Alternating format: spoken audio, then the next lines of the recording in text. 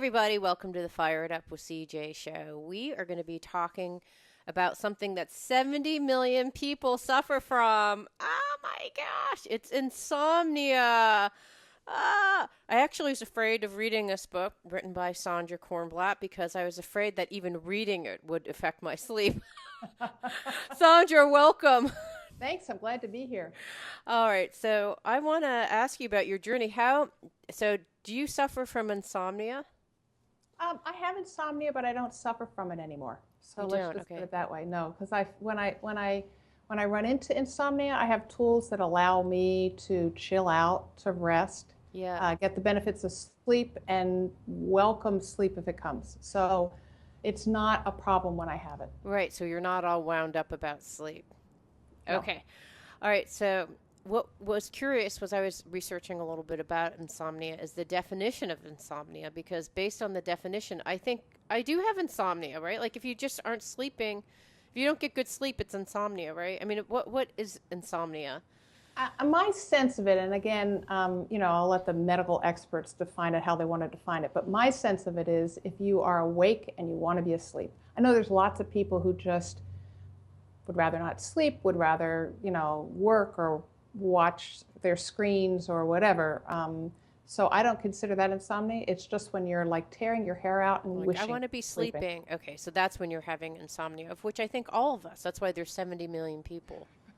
We live in a hard, fast life, and we all I don't know how to know. turn off sometimes. Exactly. Okay, so what was interesting is it said from all the different types of insomnia, there's some that last for, a day or two. Like I've traveled to the East Coast and so I'm in a different time zone, or maybe I have a night shift job where my circadian rhythms are off, or I'm Yeah. taking medications, or I have a temporary pain in my back, which makes it really hard for me to sleep. So those are kind of classified as one type of insomnia, and then there's another type. But what are the different types of insomnia? There's intermittent, which you're talking about. Okay. I had that for a long time, which was PMS, before your Oh, period. Perimenopause can sort of move into more chronic insomnia. because it's Time hormonal. zone, yeah, Yeah. yeah, Okay. time zone issues, anxiety, if Mm-hmm. there's something that's stressing you out. I know a lot of people who get insomnia on Sunday nights because they think, Mm. oh, there's lots of reasons that they do that. One is they're anxious about what's coming up, and then they also may have knocked off their circadian rhythm with how they slept over the weekend. But Ah. that's a time where people say, I don't have insomnia except on Sunday nights. Okay, so that's an intermittent insomnia. Mhm. And then there's other types of insomnia, which it seems like more chronic or for a longer period of time. And in your book, they talk about even starting at childhood. What's that type? I can't necessarily, there's, what I had was chronic insomnia, which is when I Mm. developed restful insomnia. And for me, that experience was waking up in the middle of the night, 3, 4, 5 nights a week. So I'd go to Oh bed my just gosh. fine, 2 or 2:30, it would be like I was awake. Right. I didn't have PMS, I didn't have perimenopause, I wasn't even anxious. I was just like awake. Wow. So And when that did it, lasted when did that start? It just started to happen. I think I found the reason later on after about a year or plus time. It was a combination of medications I was taking, Mm-hmm. but I didn't know it at the time. It just started to happen. Okay. All right. And that's the worst, frankly, for me. This week, on, I think it was Monday, I just woke up at 3. First of all, I couldn't get to sleep until, no, it was Sunday night.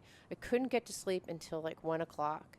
Then I finally went to sleep. And it was out, this kind of trying everything, reading, meditating, and I'm like, oh, I've listened to the entire meditation tape. Normally I would have been asleep by now. So I tried everything, couldn't get to sleep till 1. And then something woke me up at 4. And then I couldn't go back to sleep from 4 on. And it was pure torture, actually, being in that place. And I think everyone can probably relate until their own horror story. Yeah, yeah.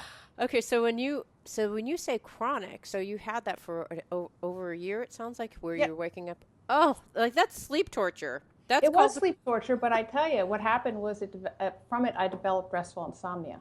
Okay, which is So the title of your book. So it is, and the program I have. Yeah. yeah, okay. So what's the concept behind restful insomnia?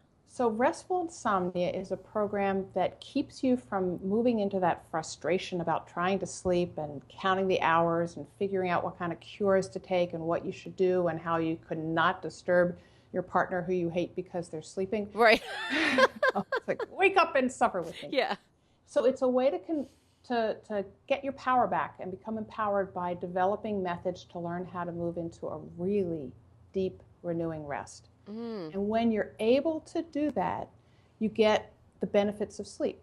So deep rest will improve your memory, it decreases anxiety and depression, it increases your melatonin hormones, it makes you happier, makes you healthier. And the other thing that's true, and this is a real tricky piece, is that when you are moving into rest and you're not chasing after sleep and you're not like, yeah, I want to sleep, I want to sleep, when you're actually resting, it opens the door to sleep. So it gives you the benefits and right. also might give you the big bonus of sleep. Okay, so if you think about what are the goals of sleep anyway, there's some health benefits, there's cognitive benefits, and you're saying even if I'm just resting versus because there's that period where you're like, have I been asleep? Have I not been asleep? What am I even doing here? Was I asleep? I can't even tell. But I think it's maybe not restful, but I'm in this place where I'm not moving around, but I'm kind of sort of resting. And you're saying I can still get the benefits of sleep, even though I may not be without all the suffering involved. Yeah. Is that right? Yeah, I think it is. And, I just need to say as an aside, for someone who doesn't have insomnia, you sure know insomnia pretty well. Don't say that. I don't even think about having insomnia. All right. So never mind. You just know it. Well, you know what's okay. Here's what has happened to me that night on Sunday when I didn't sleep well. I thought I woke up in the morning, and there's different reactions. There's my previous reaction, which I sometimes slip into, which was, oh, I didn't sleep. Oh, I'm so frustrated. And then I thought, well, you didn't sleep. That's what is. It's not as if you're going, like, you getting stressed out and yelling at everyone and talking about how tired you are all throughout the whole day. That's not going to make anything better. You're right. Last I checked, you're exactly right. Yeah, it's a whole idea of pain is unavoidable, suffering is optional, or whatever that Buddhist quote is. I mean, because that's where you suffer. It's like, all right, you haven't gotten a lot of sleep. Yeah, it's not great, but you don't have to heap all the other stuff on top of it. So is that the idea of restful insomnia? That is the basic idea. Okay. So what happened for me was that at the time I developed it, I was a parent of 2 kids and had no time for doing some of the things I wanted to during the day. I'm a personal growth junkie, and so there's a lot of things that I want to practice. I'm very heady. I wanted to be able to feel my body more. I wanted to be able to just experience my emotions instead of thinking about them. So what I realized was I didn't have time during the day, but I had time at night. I had those hours that I wasn't sleeping. So I started practicing some of those pieces that I'd wanted to learn. And a lot of them were moving into the body. And I moved into a rest that is a little deeper than what you were talking about. It's not just the rest of lying still, yeah, I know I'm here and I'm not suffering. It's that kind of deep place where you're not even aware of where you are and your thoughts don't make sense. And you can easily come back to the reality of your bed and your partner and all that kind of stuff, but you're just away from it in a restful place. What I found was in the morning I wasn't so tired. So that was really interesting to me. And so for the rest of my long bout of insomnia, I just figured out what was in the way of moving into rest and what helped get there. So I just played with ways to move into that deep place. Yeah. Okay. Got it. So then the goal then became how do I get to that restful place? And I think we talked a little bit about your journey and the different types of insomnia and how long it lasts. But I want to talk about this, but I also want to talk about some of the other traditional means that people usually, the kind of stuff that you read on blog posts, because I'm sure you've tried those things too, right? There's sleeping pills. There's like, so these are all the things that my friends have told me, which now I realize they're among the 70 million. But I have heard, I've actually Well, they're heard, part of a big club. I know. So there's, sometimes because I get hives and I can't go to sleep, so I actually take an antihistamine, and that does two things at one time. It prevents the thing that is preventing me from sleeping, which is the incessant itching, and then it also makes me sleepy because it has an antihistamine in it. So that's one way. And I remember for the kids when the parents are like, "Oh, just give, what can I do for a kid on a plane flight for like $14?" Or like, just give them some Benadryl. Yeah. Okay, so that's one of the over-counter ways. I've also heard my girlfriends talk about like, oh, when it's rough, I just take a Tylenol PM, which has, I don't know if it has antihistamine. I'm not sure what it's in there. I can't remember what's in there. Okay. Yep. All right, so they're the over-the-counter stuff, and then there's like the heavy-duty kind of. I can't remember the kind that you take, which I did once on an airplane. I took the kind that you take that makes you lose your memory. The Ambien kind of thing? Ambien, yes, I took Ambien. And so I took Ambien, and it was like a prescription I had a long time ago. And I forgot about, you get it, you don't think about anything else. And I took it in combination because I had allergies with my allergy medicine. And I felt super, super nauseous. I got on the plane. I got go to the bathroom because I thought I was going to get sick. And then I passed out onto the ground. And then I'm sitting there passed out in front of the airplane bathroom, which is probably the most disgusting place that you could be passed out in. The woman brings an oxygen mask, and I'm breathing in and out, and I thought, I'm never going to take Ambien again. This is my worst possible moment. I'm never taking again. So it was like a combination of those things. And then there was a time when I took Ambien because I was really sick and I could not, how you have those colds where you cannot go to sleep? It's part of the cold, and it kind of continues making that cold stretch on longer. So I started taking it, and then I talked to the doctor. He's like, that's addictive. It's like, what? It's supposed to be non-addictive, but it is after a period of time. Yep. Yeah. Okay. There's a lot of things. I mean, I think the thing people don't realize is how powerful medications are. Mm-hmm. I mean, if you think about herbs and natural ways to, help you rest or get more energy or heal something, there's they're more dilute than what the pharmaceuticals make, and the drugs we take are just very powerful tools, and I think we just need to choose when we use them. Right. I know that people who are on, I believe Ambien is a benzodiazepine, and getting off of those things can create serious problems if you don't taper off. And I also think what happens when people take those medicines is it's because they don't trust that they have a way to deal with sleep other than hoping it comes. Right. I actually went to a all-girls weekend, and there were probably 6 women there, all who are busy moms, who are like over, busy moms. Aside from myself, I think every single woman there, it was like a ritual. It was kind of like, oh, I'm taking my Ambien now. Good night. I'm like it was a everyday kind of thing. In fact, they had a whole thing. Like, you have to eat half of it because you'll wake up in the middle of the night at 4 because it only lasts 4. Then you eat the other half at 4. And I was like, oh, my gosh. Wow. Well, that's a lot to keep taking in your body. I hope that they're really, really careful if they choose to get off of it. That's all I have to say. Yeah. So there are things like that. And then there are things like, sometime one person told me, you need to take valerian because that's like really would be something really good. It would calm down your central nervous system because I'm so hyper. Mm-hmm. And so I said, okay, which is like some form of salt, something. It's like the natural form of valerian, the drug. And I took it. Valerian, the herb, yeah. Yeah, the herb. Valeria is the herb, right? Versus valerian, which is like they're related. So I took this thing, and I just felt like someone had given me a lobotomy. I just sat there like I was moving, and everything was moving glacially slow. I was like, felt like I was, and I was like, how can people take this? This is awful. And then I tried, and I've tried What's the other one that they say to take? A melatonin? Melatonin. And Yep. that seems to work. When I'm traveling, that does seem to work. Hmm. But Hmm. have you tried these, and what do you think about it? I know you've already told me about the medically prescribed stuff and the Yeah. So unwinding. nothing was working when I had chronic insomnia. Nothing was working because was, um, it was a chemical reaction. Right, So, the other pieces were kind of like, I don't know, icing on the cake, and the cake was still there. right. I don't know if that analogy makes sense, but I did try them, and I have tried melatonin when I've gone traveling.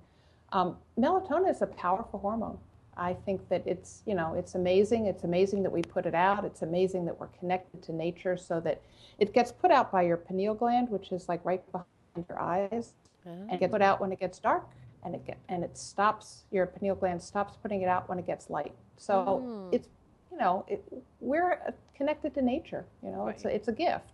right. Um, and again, I think that people throw things in their bodies without being aware. I mean, melatonin is a hormone. So Hmm. you're throwing this particular kind of hormone in your mouth, and yes, it can be helpful. And there's other things you can do to help your own natural Okay. melatonin work as well. Okay, so I think that's what the normal path. Like most people are like, we're in a society where it's like make it go away immediately. Yeah. So you take the Yep. pill. It seems like Yep. that's the way. So I just wanted to cover that. And then there's all these alternative medicine ways. And you talk about in your book, Restful Insomnia, you talk about yoga and doing night yoga poses. And so I want to talk about all the alternative and things that you do to achieve this state of restful insomnia now. Um, so give me a sense I want to talk about your nighttime ritual. Okay. Okay, so tell me about when does it start? How does it start? And tell me about is it a nest egg? Is that what you call it? Yes, your nest There's a egg. couple things. There's a nest egg, and then there's an evening ritual. Okay. So, nighttime ritual. So, I call it the evening ritual because we live in a world that is so lit up and it's very stimulating. It's not just the melatonin, but when things are lit up, you notice the drawer that didn't get rearranged, you notice your kid's homework that needs to be put in. When you turn the lights down, and what I do is turn off the lights in rooms that I'm not in, turn off overhead lights, turn on lamps. When I'm in the bathroom, I use the light from my lit up mirror instead of the overhead lights, which Hmm. is like the kind where you're going to look at every single wrinkle you have. Right. So instead, it moves my body into a sense of approaching night. Mm. It winds me down. So that's one piece that I do. Mm-hmm. I have a routine for how I go to bed. Most people do, but I'm aware of when I don't do the routine right. My body's like, wait, what's happened? Because my long-term memory knows what the process is to go to bed. Oh, interesting. That's a piece of it. I usually read, and my theory is that it's very helpful with restful insomnia because what I talk about is changing from your conscious mind working to your unconscious mind. So Hmm. here's my theory about reading is Mm-hmm. that when you read, you're actually hypnotizing yourself, you're engaging your unconscious mind.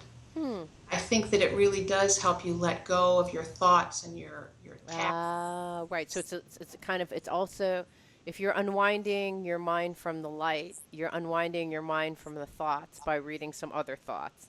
bingo, bingo. Fascinating. Okay, got it. Which is why I think so many people read before they go to bed. Mm-hmm. And then I have what I call my night nest. I have things by my bed so that in the middle of the night I don't have to go looking for things. Oh, I don't turn on the light when I go to the bathroom right. because by that time your pupils are dilated and there's light usually for those of us who live in the city, from street lamps. You can Mm-hmm. usually see pretty well. And so I don't turn on the light. But even having a night nest by my bed means I don't have to like, oh, my lips are really dry. Where's the lip gloss? Right. Um, and I have an eye mask that I use Mm-hmm. to keep it dark. I like a white noise machine Mm-hmm. because it reduces the contrast and the sense of feeling interrupted by noise. Mm-hmm. What white noise machines? Because I'm sure you've tried. There's so many out there. Which There one do you is like the kind of best?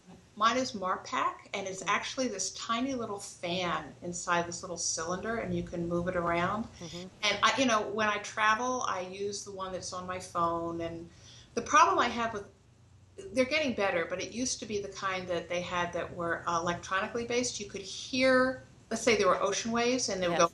whoosh, whoosh, whoosh. You could hear it like reloop, Repeating. Okay. repeating. So it would drive me crazy. So I like fans. They don't Right. repeat. They don't break up. They don't make me think. Right. Yeah, and I think if probably the little sound effects, there's probably a white noise one, like that's just kind of white There's white noise. noise. There's pink noise. There's brown noise. What? And it's very cool because some of it, I think it's pink noise, is really good when there's conversations because it mimics kind of the sound quality of conversations so the words don't come in. It's amazing. Oh, There's so like, wow, so if you're actually at your desk and you have you're the new millennial workforce, you have like six millennials lined up next to you and back of you all around you talking about whatever, you put on pink noise and you don't hear them? Yeah, I would put on music, but if you're trying to sleep, I'd put on pink noise. Ah. But the pink noise mutes out the It's the frequency wave that tends to hide conversations. wow. It's interesting. There's vacuum cleaners. You can get 8 hour to 10 hour recordings of the ocean on YouTube. That you Wow. just plug in your Oh, so you're just listening to that YouTube the whole time. Oh my gosh, that's incredible. And I also had just this little visual in my head of being on the airplane with someone who talks too much, and you just put the pink, that would be a good idea. pink noise in there. What's brown noise? I don't. I like it, but I don't know the frequency necessarily of it. But it's like they just sort of meld certain frequencies to Oh, make the intrusion sound different. okay. If you think about a gray piece of paper and you draw a black line on it versus a white piece of paper and a black Yeah. line, you notice on the white piece of paper the black line more. So I think of white noise or brown noise or pink noise as kind of the gray color. Right. So you can hear things, but again, it doesn't stand out as much. Right. It's a way to neutralize, and you're not sure what it neutralizes, but it neutralizes whatever is happening. And what do you think is happening when you're listening to white noise, or is it that is something happening to your brain waves? Is that why that I interviewed this one guy, Eldon Taylor, and he's talking about creating a subliminal tape. And he said if you wanted to create a subliminal tape where you're hypnotizing yourself, you want to take sounds from nature, like the ocean, or he didn't say white noise, but there's this kind of noise that you get in, and then your brain kind of snaps into a certain frequency, and that frequency is like you're getting into your subconscious, which I think may be a more restful place to be. Yeah. But I don't know. What do you think is happening with music? Well, here's my theory. Yeah. Ungrounded, but my theory is that white noise replicates the sounds we heard when we were in the womb. Oh, okay. So that there's that sense of just primal, just being surrounded by something else that's holding us. So I don't know about brain waves or anything else. I just think that it just helps on that Right. body level. Okay, so let's go back to your routine. So then you have your chapstick, you have your noise maker or noise reducer. Right. What else is on your stand? Well, I have pens and paper. I have a little red light that I use in the middle of the night if I want to write something down, but I actually don't use it very much because I just tend to scribble thoughts if I have it Right. and I just want to get rid of it. I have, all the pills I might want to have, Right. for little irritations so I don't have to get up and find them. Right. I have, that's mostly it. Okay. I have gloves and a little hat so when it gets cold at night, sometimes I put that on so I don't have to worry about, everybody has their own little quirks. That's You mine. have it must have a gigantic nightstand. Not that big. It's this big, not this big. It's a very small hat. Okay. All right. So you have your little nest egg. You have your routine, and you talk about some of the different things that's as possible as routines. Like you talk about yoga poses. So which yoga poses do you do beforehand, or breathing exercises that seem to help? Well, There are so many different ones, and the thing is that I feel after this time, I have a variety of tools, and I teach people a variety of tools because insomnia is not the same every night. Mm, So, and it's also sometimes there's the expectation, well, it's like a baby crying. You pick up a baby crying and you pat it on the back and you think, oh, I figured out how to get the baby to stop crying. right. Next night you pick it up and you pat it on the back and the baby keeps crying.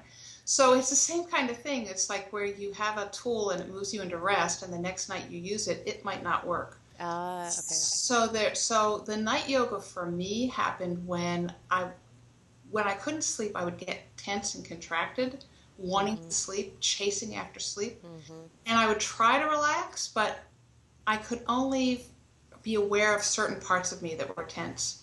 So I started doing some very simple yoga poses. I could either do it in bed or sometimes I would do it in a different room in a dark place. Mm-hmm. But one of them is a twist. Most people know it, where you hook your ankle under one knee and you twist your knees to one way and you Right. twist. So you're just like going like this and you're twisting like this. So you're in bed doing a twist, Yeah. or you do it before you go to sleep in a chair. I usually do it during insomnia. Okay, So got it. sometimes in insomnia, when my husband was alive, when a lot of this was happening, I would just go to another room, but I would again make sure it was dark and quiet, Right. but a place that I could rest without feeling like either I was going to disturb him or he was going to disturb me. Right. Right. But lots of times I would just do it in bed. Right. Um, Right. Okay, got it. So there are just moves where you're kind of tune into where's the tension in my body at this point, and then whatever, like if it's your shoulders, maybe you do something like this, or if it's your neck, like whatever it is, tuning in and And then key is to releasing. be gentle. I think that people again want their tension to go away. Right. And the point is that you just let it go enough that you can move into the restful place. I see. So, we're not talking about doing a Yeah. downward dog. Yeah. Yawning. I know you're making me yawn. Just talking about sleeping makes me yawn. That's not a weird thing. So the other one is a little hip opener. Yes. And a lot of people do this. And again, it's important being gentle. It's putting your ankle on top of your knee instead of behind your knee. And, Hmm. um, On top of your, yep. you know, Yeah, it's, you're just doing, I think I can do it's as this. if Let's you're see. sitting. You're going like this and your leg and then your knee, this one, and then you pull in this way, right? Yeah, Like but what this. what I try to do, Yeah, like that. I need you everywhere I go. And I try to do it with as straight of a leg as possible. Again, Hmm. trying not to make it too extreme. Right. But when you open up your hips, lots of times there's tension there. And what I've heard from yoga is that your tension moves up and down your spine. So sometimes opening up your hips can help you loosen your jaw.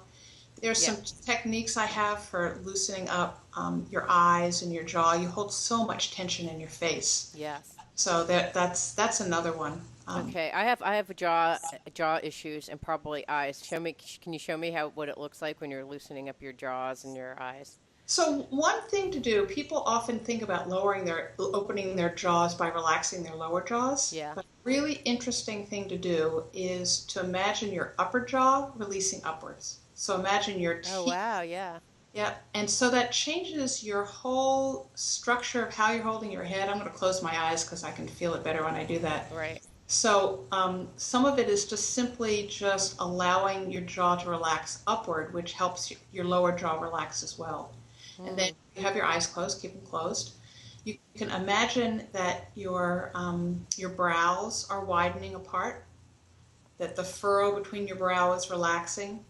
Mm. And then you can use your imagination to imagine there's a lot of space for your eyes. So your eyeballs themselves can sort of rest back into your head.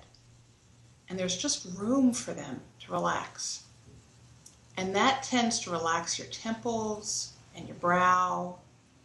And our eyes work so hard. They're always looking forward, trying to Mm. figure. So this helping them move backwards and relax is a key place in terms of releasing a lot of tension people hold. Yeah, that's funny. I had a yoga class where someone had us, drop your eyes back in the eye socket, and it's weird, but it is so relaxed. That's like for me, because there are people who I think probably gesticulate through their eyes. You know what I mean? So I think I'm one of those people. So just like dropping them back It's like so utter relaxing. I think you're right. For me, that's one of the keys to rest Yeah. because when you're thinking, your eyes are moving. Our motor cortex and our cognitive cortex are linked. Right. So when you have an idea, usually it involves some kind of motion. If you think about getting something, you imagine moving to the kitchen to get something. And so your eyes are kind of tracking along with all this stuff so Right. that when you relax your eyes, I believe you move into a different brainwave Yeah. because eyes are no longer sort of triggering. You can't think if your eyes are relaxed and down. It's really hard to think about driving through a stoplight. Right. You know, it's like you can't. Your eyes have to be part of that. So when you Yeah. get your eyes out of the equation, rest comes in. Yeah. Yeah. You know, it's funny because I have a dominant, my right eye is dominant, which I assume like that must be the stronger. No, it's the weaker one because it's the one who's like trying so hard to pierce through everything, right? That's so interesting. Yeah, so I think it is. It's. I mean, and when you actually have contacts or eyeglasses or whatever, your dominant eye, I think, is the one that's actually weaker because it's doing so much work. But I think our eyes do a lot of work. I did one where the one that I love that someone taught me for yoga because I have serious jaw issues. You can tell from the videos. I know some people are like, I talked to my massage therapist, like, I can't even look at your videos. And I said, really?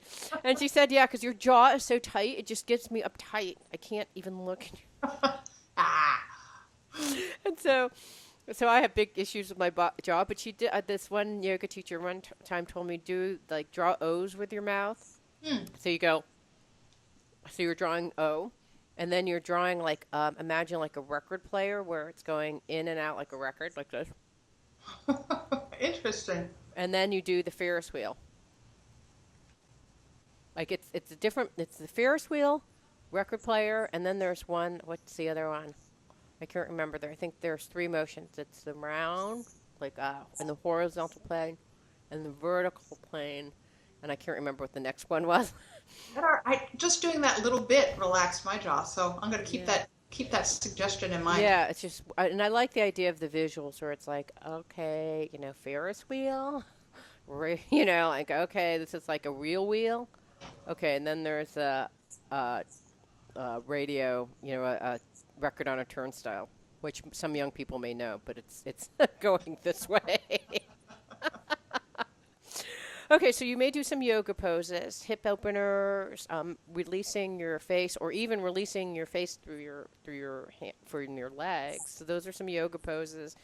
How about meditation techniques? Because it seems like the thing that got me going on Sunday is my mind was just on a rampage. How about this? How about that? What about this? Blah, blah, blah. You know, so it was just going through this mindless chitter chatter. What do you do when that happens for you? I have met maybe one or two out of all the people I know who have insomnia who've not talked about their mind. Because the mind takes charge. I talk about the mind being a bully. Yes. Once your mind has an idea and wants to solve a problem, it's like, yay, Yeah. I'm working. I got problems to solve and problems to figure out, and then more problems to solve. Yes. Once your mind gets going, it says in our culture, we give our mind so much credence Yes. um, that it's hard to remember that the mind doesn't know everything. And in the middle of the night, it's like when you're frustrated from not sleeping, it's a lot easier to fall under the trance of the mind. Mm-hmm. There's a lot of different techniques that I teach. You're asking about meditation, and meditation is a great tool. The way that I look at it is a little different than traditional meditation. Mm-hmm. In traditional meditation, you look at the 5 obstacles: restlessness, sloth and torpor, greed, aversion, and doubt. Mm-hmm. So those are things that are very helpful when you're trying to focus on your body and you have, what is this? This is really stupid. You can go off in your thought. You can try to focus on your breath, and then you think, oh, this really hurts. You can go off on that thought, Right. or you can focus. But so all of that's very useful. But in traditional meditation, you also notice when you're feeling sleepy, and you have that sense of awareness when you're feeling sleepy. Right. Restful insomnia, who cares? Feeling sleepy, go for it. Right.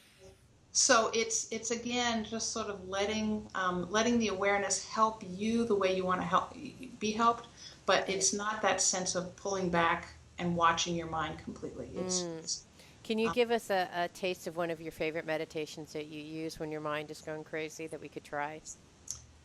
um, I one of the things that I actually do is I meditate on doing something physical sometimes. So I actually Mm. meditate on doing a sun salutation.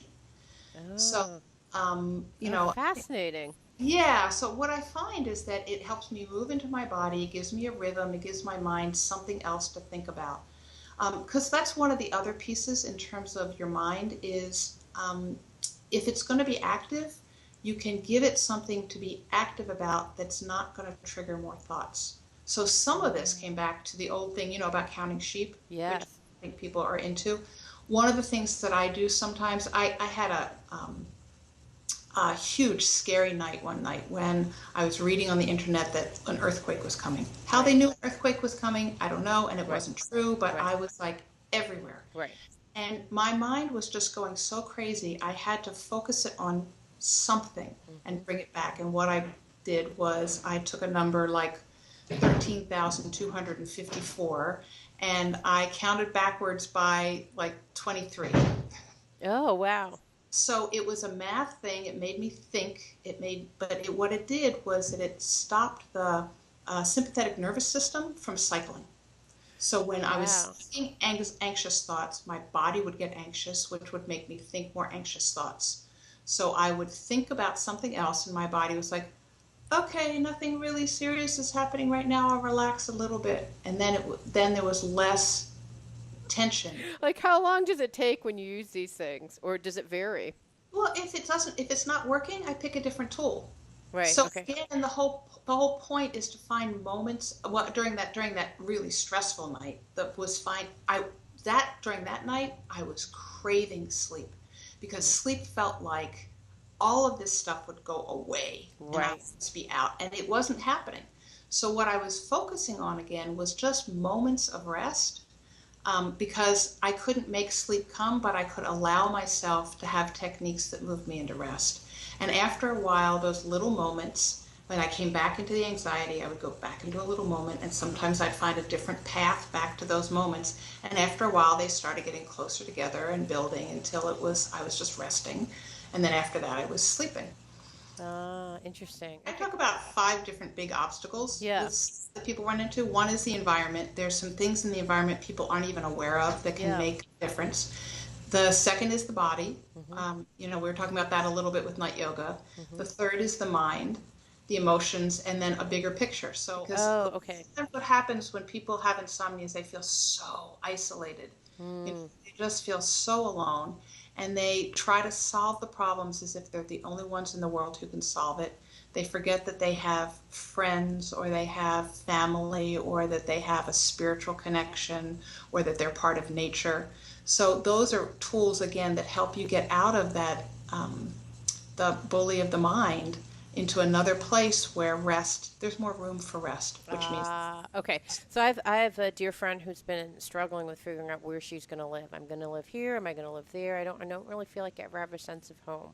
Okay. So that's one in which. So how would you use the bigger picture idea to give me an example of a tool? I know there's lots of different tools, but give me an example of a bigger picture tool. well, it's interesting. My first thought when you say that is actually the environment, is to create a sense around her bed that feels like home.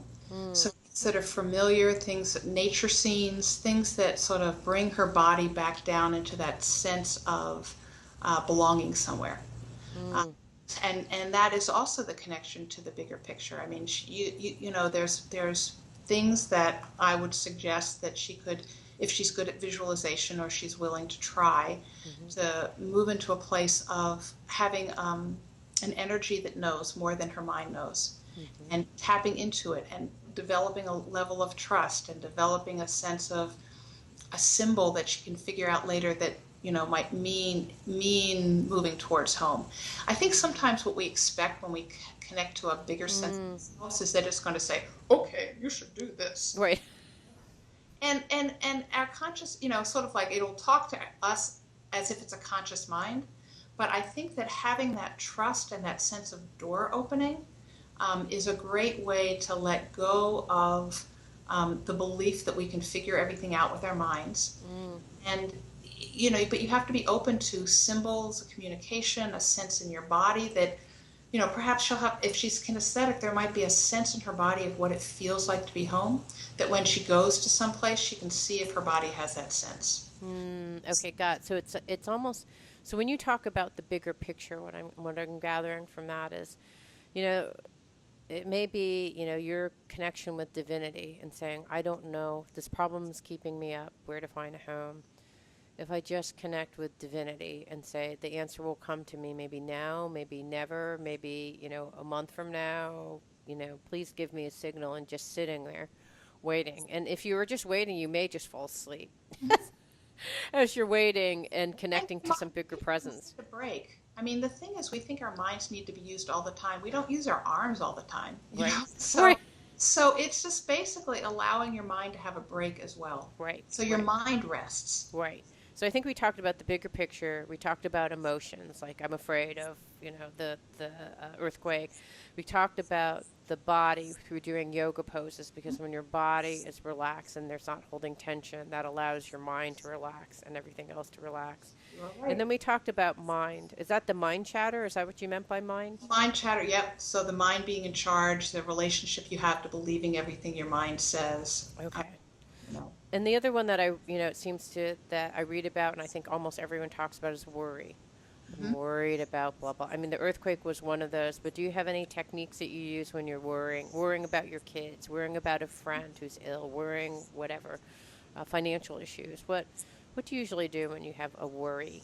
I think you're mentioning one of them. I think tapping is a really useful piece. Yeah, so So tapping that, around. that tapping, I personally like the TAT piece where you hold your hand, So you your take your ring finger and your thumb. your thumb on either side of your nose and your middle finger on your forehead, and you put your other hand on the back of your head, or even just the FO holding, the frontal occipital holding. Yeah, so you're doing the back cupping the back part of your neck and the front part of your forehead. So And just doing one of those when you're kind of having, God, I'm and so worried about this, worried about that, and you just allow the worrying to happen and you let it dissipate as you're just. so one of the senses that I have is that when I'm doing that, there is a feeling of uh, a good mother holding me. Oh, yes, you imagine. So you have a visual component. Oh, I'm being It's held an by. aesthetic one, yeah, exactly. I just sort of feel less alone. Yeah. And you can also do that with the holding or without it, but there's a lot of somatic kind of therapy where you instead of noticing the thoughts, you actually notice what your body emotion is. Mm-hmm. You can move into that. For instance, if your stomach gets really tense, imagining making that really big, which is scary to people because Right. they want those feelings to go away. But the truth is that when you go in and you have a gentle way to look at and experience how you are reacting, Mm-hmm. then the feelings have a tendency to fade. Mm-hmm. It's not like they're a little toddler tapping on the shoulder and go Right. away, go away. Right. Well, if Right. you do that to a little toddler, they just go like this. Right. They get bigger. Okay, all right, all right, what do you want? And they Right. tell you, you have a different relationship. What's the same thing with the worry? Right. We have a lot of reasons to worry, um, and it's easy to believe that if we worry, then we'll fix something. Mm-hmm. Right. The truth is that, when you look at your worry, you can also be grateful and notice where you are right now, Mm-hmm. and that worry is a story in your head. Mm-hmm. That you're tapping into the stories that other people have and your past life, and you're creating a vision of where the world's going to go. That is not necessarily the place you want to go. Right. You're manifesting, but probably not in the worst possible way of Well, manifesting. you're manifesting at that moment. Yeah. I mean, you're manifesting at that moment the same stress that you would have if that situation happened. Right. Exactly. How is that useful to you? It feels like it is at the time, but I have found that it's not really in the long term. Yeah. Well, how about things like the other time that I had a really hard time sleeping was when my dad died, and you had said that your husband died, and that's like I don't even know how to describe what that is. How did you manage those situations? That's like an extraordinary situation, right? It's beyond like I'm worrying about a test or worrying. It's like It's a big one. How did you handle insomnia then? I learned so much from grief that I'd rather not know. It's like, what do you do? I Yeah. mean, I think again, it's being gentle and sitting with yourself. Hmm. Um, it's it makes sense for grief to arise at night. You're alone. You have no distractions. The missing can happen, and again, this letting the missing happen means that um, it can move. You can watch it change. You can experience the grief in your body, where it is, imagine colors to where it is in your body, imagine shapes, and then just sit with it and watch it arise and fall. And that way you're feeling it. You're not necessarily telling all the stories that can happen about what you miss, but you can just sit and feel how sad you are at the loss. Hmm.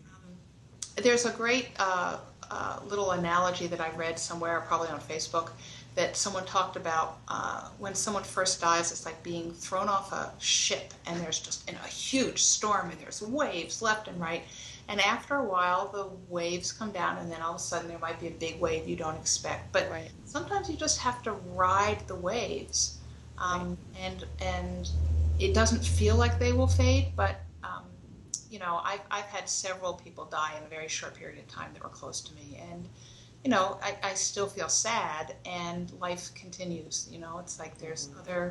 other pieces that happen as well, but Yeah. it could only happen because I was allowing myself to feel the sadness. Yeah, a dear friend of mine, we walk around Green Lake all the time, and she said it's the Rumi poem, and I don't know the poem, but the poem essentially says something along the lines: if you have a guest house, Yeah. and you allow all the guests to come in, and so maybe grief is a guest, and you invite it. You're not like, oh, it's you again. Oh, Why aren't you asleep? Go away. Come yeah. back to sleep. Exactly. Go away. Come back, or like maybe if I tap enough, you'll walk away. You'll disappear. And it's funny because I don't think that there's any one right way. Like sometimes it's the tapping. Like I have, anger is knocking on my door, and so I don't.